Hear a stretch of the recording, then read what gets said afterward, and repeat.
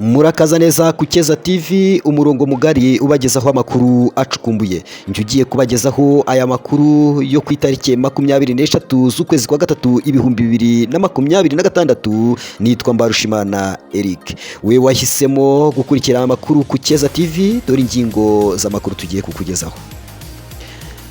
Muri Afrika amaso yahanze ku muherwe wo muri Nigeria bita Dangote washinze uruganda bita Dangote Oil Refinery. Uru ruganda rukaba rukora ibikomoka kuri peteroli. Naho mu Rwanda umunyamabanga wa FPR Inkotanyi yasabye urubyiruko kugira indangagaciro z'ubunyarwanda. Dukomereje muri FPR, abagize urugaga rw'abagore uyu munsi batoye abayobozi babahagarariye. Naho amakuru yacu tuyakomereze muri Repubulika Iharanira Demokarasi ya Kongo, aho hafashwe miliyoni 19 z'amadolari, amafaranga agiye gufata rutema ikirere. Muri Kongo kandi umuvugizi wa M23 Lawrence Kanyuka arimo aravuga ko ingabo z'abibumbye ntacyo zimaze, kuko ibitero biraza bigahitana abaturage, ingabo z'abibumbye ntizigire icyo zivuga. Mu Kinyarwanda kiza baravuga ngo aho inzovu zirwaniye ibyatsi birahagendera, ngo kandi agati ukamanika wicaye wajya kukamanura ugahaguruka, bakongera bati agati kazagusiga amabyi ukicarira inkubirane.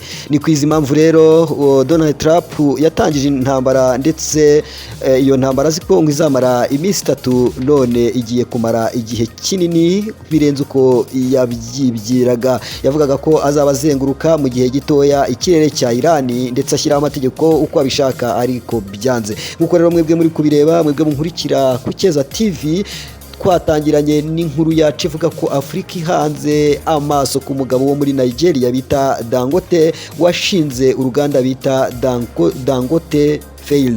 Uru ruganda ni uruganda tunganya ibikomoka kuri peteroli. Uyu mugabo rero akaba ari umugabo w'umuherwe wo muri Nigeria. Abanyafrika bose rero bamutezeho amaso, ndetse batangiye kwerekeza y'amaso, kubera yuko ibikomoka kuri peteroli biragenda byurira biduga ku buryo mu minsi mikeya n'ibyo ngibyo byurira tutazashobora kubibona. Kubw'izo mpamvu rero intambara yo muri Irani niyo irimo gutera ibingibi, itaramutse igendesheje amaguru makeya, ndakeka ko n'iyi essence ya Dangote cyangwa ibintu bikomoka kuri peteroli bya Dangote itahaza Afrika yose. Reka dusenge rero kugira ngo wenda intambara yo muri Irani ishobore kuba yagenza amaguru makeya. Gusa umuntu mugabo wo muri Irani we arakomeje, uko yavuze ko Hormuz atazigera atuma hari ikintu na kimwe cyaca muri no muhora wa Hormuz, nubwo Donald Trump uko yakora kose nta kintu na kimwe kizigera gica muri no muhora wa Hormuz. Uno muhora wa Hormuz rero niwo muhora unyuzwamo ibikomoka kuri peteroli bivuye muri Irani.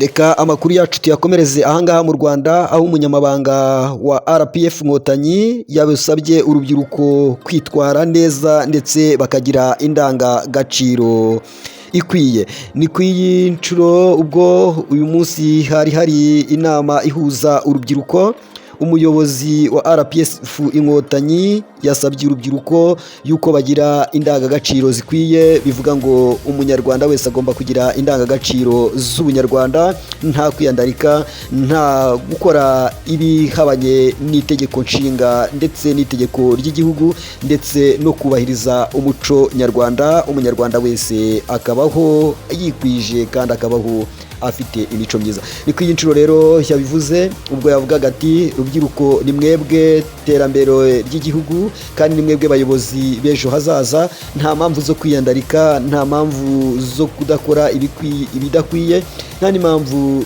zo kugendera muri karabaye ngo murebe umuco w'ahandi.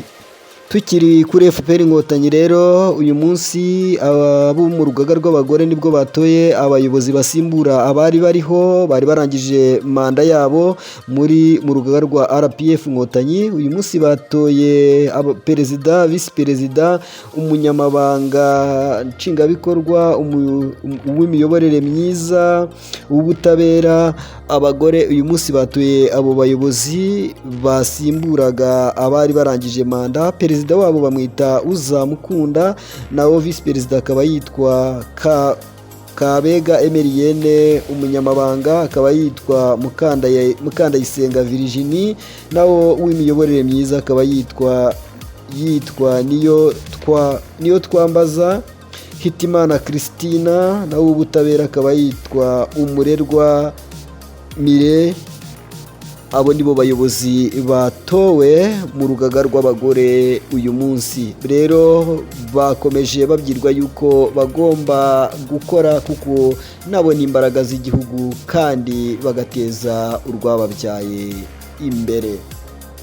Nshuti wowe nkurikira amakuru yacu tuyerekeze muri Repubulika Iharanira Demokarasi ya Kongo. Wumva ukuntu ruswa yamunze iki gihugu ubwo umuhungu wa Felix Tshisekedi yaragiye kwiba miliyoni 19 z'amadolari agahita ayajyana hanze. Reka wumve rero ukuntu yaragiye gutanga ruswa. Tatu Robert, l'argent est là. Je vous avais promis que je vais te payer 200 000. L'argent est là. Je viens de la Banque centrale. Je suis avec le DG. L'argent est là. Il y a plein d'argent. L'argent est là. Les 200 000 sont là. On a l'argent partout. Même dans la salle de bain, il y a encore l'argent. Aha rero nk'uko mubyiyumviye amatangazo yahise asohoka ndetse amwe bagenda bashyiramo ibintu by'urushishjo, ariko mu bigaragara Anthony umuhungu wa Tshisekedi niwe wari ufite aya mafaranga agiye kuyasohora. Nubwo mubibonye yuko ahangaha ntangiranye nawe yari arimo kuvuga ko amafaranga ahari ndetse yari yemeye no gutanga ibihumbi magana abiri by'amadolari abiha abantu bari bamufashe. Uyu muhungu Anthony umuhungu wa Tshisekedi bigaragara ko uyu mupango yari barimo bawupanga na se bagenda basahura umutungo bawuvana mu gihugu kugira ngo batazawukurikiranwaho nyuma y'uko Felix Tshisekedi avuye ku butegetsi. Ndagira ngo mbibutse yuko mu minsi yashize mwabonye Kinshasa abaturage barimo kwamagana manda ya gatatu ya Tshisekedi. Ubu rero Tshisekedi nabwo murumva ko yatangiye gushaka uburyo agenda asohora amafaranga gake gake ayasohora ayajyana mu bindi bihugu. Izi zari miliyoni 19 z'amadolari, ubwo bifashe nawe ukabikuba n'ifaranga ry'iwanyu wakumva akayabo k'amafaranga yari yibwe. Rero ahangaha bigaragara yuko amafaranga yarapakiwe ibikapu ndetse bagiye kuyajyana. Ahangaha amafaranga yafatiwe rero ku kibuga cya Injiri, niwo yafatiwe afatwa bavuga ko ariwe yafatiwe, ariko twabonye ko ahangaha aya mafaranga twabonye barimo bayabarira mu nzu ndetse utuvideo twafashwe ari kugenda yerekanwa, ndetse uyu muhungu wa Tshisekedi arimo kwemerera abantu ibihumbi bigera kuri 200 by'amadolari kugira ngo bashobore kuba bamuhishira amafaranga asoke agende, ariko byanze bikunze byamenyekanye. Isi yose rero yabonye iyi video ndetse yatangiye kugira amagambo igenda yavugaho, ariko icy'ingenzi kigaragara nuko n'ubundi muri Repubulika Iharanira Demokarasi ya Kongo byanze bikunze kunyerezwa kw'amafaranga byo bitabura. Ejo bundi nibwo umuvugizi wa M23 arimo kuvuga ko amafaranga ava mu misoro bayapakira indege bakayajyana Kinshasa, imihanda ntikorwe ntibagire icyo bageraho. Namwe uko mubireba utwo n'udupfuko n'uduhapfunyika tw'amafaranga, sinzi uko babyita, n'uduhambiro tw'amafaranga, na envelope y'amafaranga, amwe ari mu mavarisi andi ari hirya no hino, ni amadolari. Anga si n'amafaranga y'amazayirwa arimo kugenda anyerezwa, dore uwo nguwo yarimo yerekana amafaranga bwa mbere batari basohoka mu nzu, batari bafatirwa ku kibuga cy'indege bagiye gufata rutemikirere ngo bagende, ariko nyuma yo gufatwa bahise bashyirwa mu nkiko, ndetse urukiko rwashyizeho umucyo ruvuga yuko ayo mafaranga yagarujwe ndetse n'abari bagiye kuyanyerezwa bakaba bagiye gushyirwa muri gereza. Igihugu kitarimo umutekano ntago kiburamo ubusuma, ntikiburamo ruswa. Igihugu kitarimo umutekano nuko kimeze. Nuko rero ibyo muri Repubulika Iharanira Demokarasi ya Kongo byifashe ku byerekeranye n'ishoramari, uko amafaranga ari kunyerezwa mpora. Amakuru rero tuyakomereze muri M23 ubwo umuvugizi wa M23 Lawrence Kanyuka avuga yuko abaturage barimo kugwa Gakenke, Karingi, Minembwe ndetse bo muri Fizi yuko abo ari abaturage atari abasirikare, ndetse imiryango y'abumbye ngo nta kimaze kubera yuko itajya ivugira abo baturage. Rero aha muri bino bice harimo harakoreshwa indege bita drone bita kamikazi, izo ndege zikaza zigahitana abantu benshi muri kano gace ka Gakenke, Kiringi, Minembwe, Fizi centre.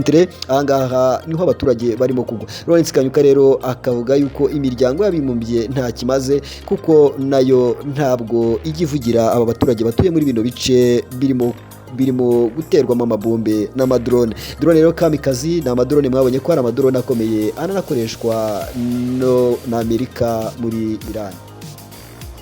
Reka rero amakuru yacu tuyakomereze muri Leta Zunze Ubumwe za Amerika, tuvuge kuri Israel ndetse na Iran. Reka mbere kuri Iran rero, Iran yo yaritsize yavuze yuko nta kintu na kimwe cy'ubwato cyangwa ikindi kintu cyose cyaca mu mazi cyaca muri Hormuz. Ahangaha ni umuhora unyurwamo n'ibikomoka kuri peteroli bituruka muri Iran hagati ya Israel ndetse byerekeza mu bindi bihugu. Iran rero yavuze yuko nta kintu na kimwe cyaca muri Hormuz kuko Hormuz yahafashe burundu kandi igomba kuba habohora hakaba ahayo. Ngo Amerika yo yavugaga yuko ubu ngubu yageze ku ntego yayo kuko yamaze gusenya ngo ibitwaro bya kirimbuzi bya Iran, ndetse ngo yamaze no guca intege abarwanyi ba Iran. Ariko mu bigaragara Iran yo iraritsira kandi ivuga yuko itazigera ihagarika intambara mu gihe Amerika yaba yibwira yuko yayitsinze. Burya rero akagabo gahimba kandi kataraza, Amerika yo yari izi ko ngo izagenda hejuru y'ikirere cya Iran iminsi 3 yonyine, ariko dore ibyumweru biritse ibindi biratashye, ndetse Amerika itangiye kugira ubwoba bw'ibituruka kuri peteroli kuko ibiciro muri Amerika byaruriye bya peteroli, litiro 2 zirenda kwikuba kabiri uko bagura, ndetse ibyo bita gallon, ndetse mu Bufaransa nabo amafaranga yikubye kabiri, no mu bindi bihugu byatugezeho natwe urumva ko twatangiye kwitabaza ibindi bihugu. Reka ngushimire rero wowe unkurikiye ku Keza TV, ugire n'ubugingo, Imana iguhe kuronka uhahuronka. Kandi nawe ugeze kwiyica no bwa mbere kanda subscribe, share na komanteri kugira ngo ujye mu muryango mugari wa Keza TV, channel yanjye, channel yawe ikugezaho amakuru atariho ivumbi, imikino, amafilime, indirimbo ndetse n'ibindi byose byerekeranye n'ibyashimisha.